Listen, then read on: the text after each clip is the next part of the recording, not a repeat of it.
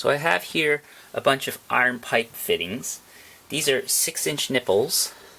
I have 4 of them. I have 3 half-inch elbows and a half-inch T. This is going to be served to be the base of a jet burner that I am working on.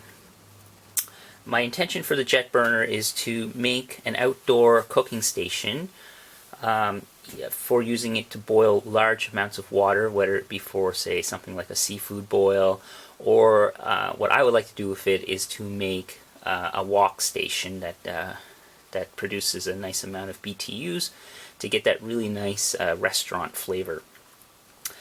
But it could also be used for heating up other large pots. So instead of buying a burner, I thought I would try making one, and so this is the design that I came up with. I'm going to use this as a base, and then I have some large pieces of pipe that I'll use as the burner nozzle. So right now I'm going to assemble this. I've removed the galvanization from the ends of the pipe nipple because I'm going to end up doing some welding. These nipples were galvanized, these are black iron. You want to remove the galvanization anytime you do any type of heating or welding of galvanization, because it releases, well, it turns the zinc into a vapor, which isn't very good for you. So I'm going to put this together now to form the base. So how I'm going to do this is I want to make a square out of this. And I should mention, I forgot, I also pre-drilled holes halfway through each one of these. The holes that I've drilled right now are 132. If you watched my propane burner build before, that's what I've used in the past. I suspect I might need to enlarge this a little bit, but I'm going to see how it works and then adjust as accordingly as necessary. Okay, so, and I'll post some pictures of how I did that. I think I have some. If not, it's fairly easy. I just filed this flat, struck it with a center punch, and then drilled the hole in a drill press.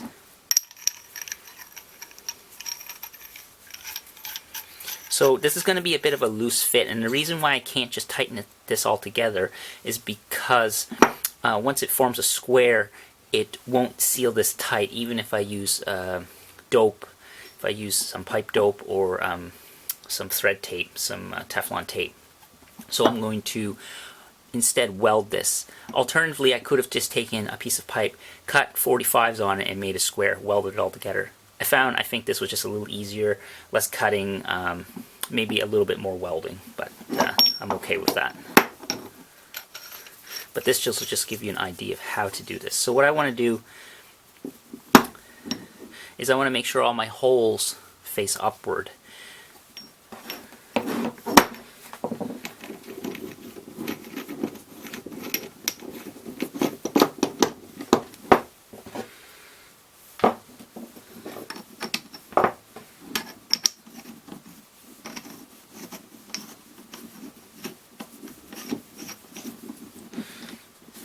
I want to tighten these as far as I can take it while still having the nozzles all facing upward. And then I have a T, and the T I'm going to have a quick release on this end. So I need a way to feed the system, and that's what this T is for. Now this part here might be a little bit tricky. Because the pipe is a little loose, I'm able to thread it all together. So there's a little bit of play here.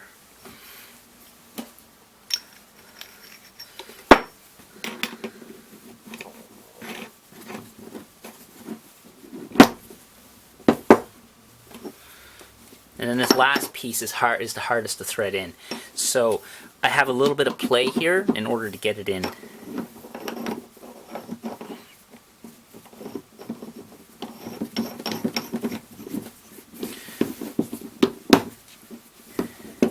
So I'm going to tighten it on this elbow as far as it'll go, and I have just enough play to get this to fit right here. Now I can screw that in. Actually, I have this one here a little too tight, so just need to loosen it off so that it matches. Okay.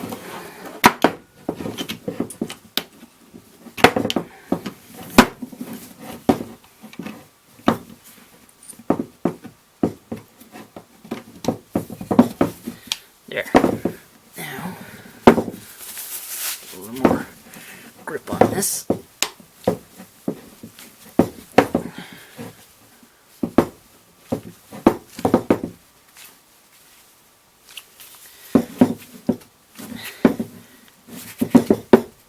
sure all the nozzles are lining up.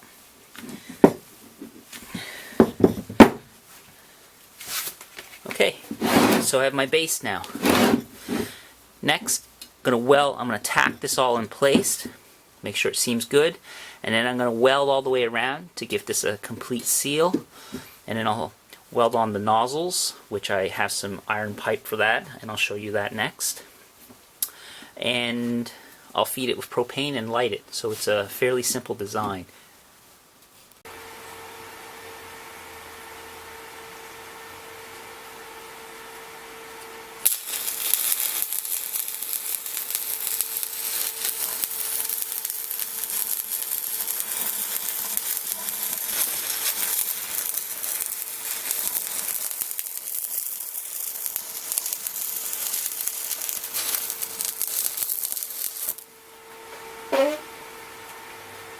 So, I have this welded up now. Not the best weld job in the world, but it's it'll hold, I think. I might do another pass around it, but I'll leak test it, of course, and see what it's like. I was using 70-18 rod, and it seems to do pretty good on this. I'm not a very good pipe welder, or a welder in general, but I think this will work, and I'll be sure to leak test it to make sure it's safe. So I'll do the rest, and then I'll weld on the pipe for the nozzles and test fire it. So what I have here now is I have this all welded up. I filled it with water to see if it leaked, and I covered up these little holes, my orifice holes, with tape.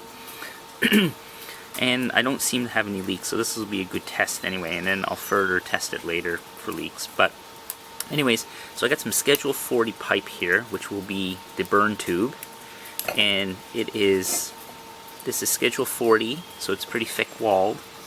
So I have the, might not be able to see it here, but anyways, I have the orifice nozzle, the pinhole, or the drilled out hole there in the center, and I'm going to weld this in place.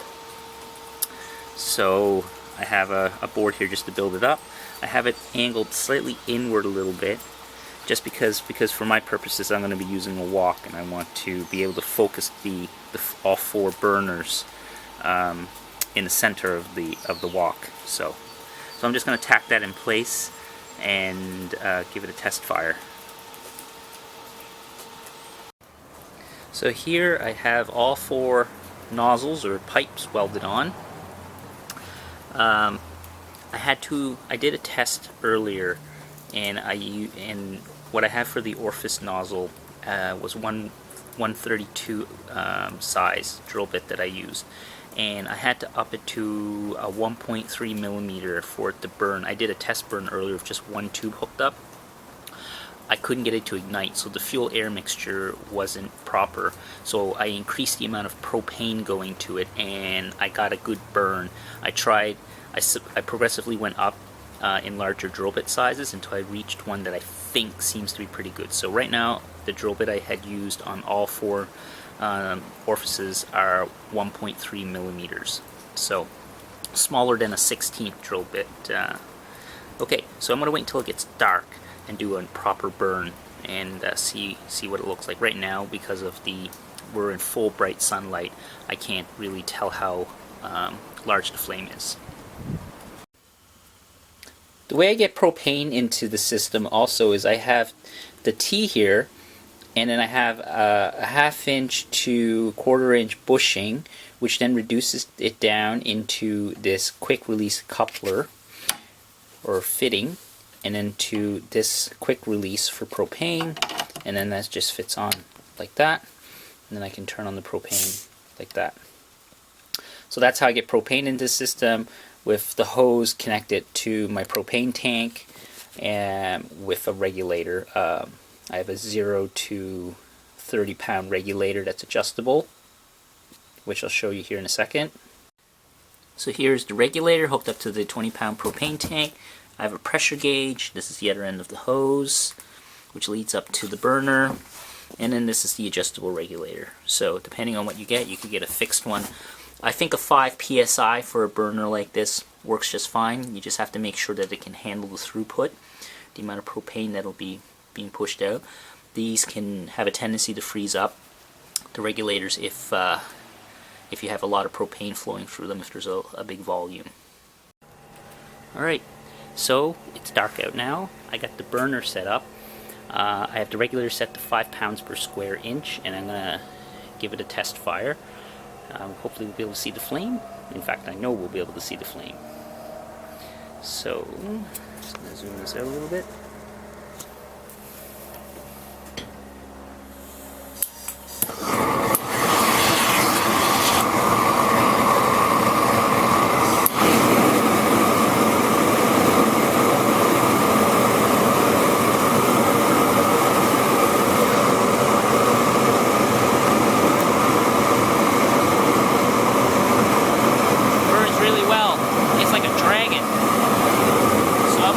Up to 10 psi.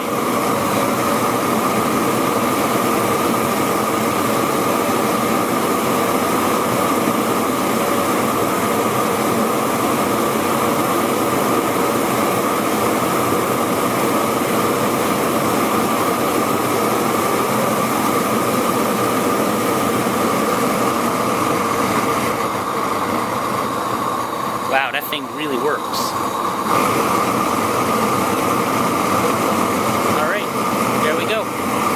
Working away. And I can adjust it with the ball valve connected to the tube.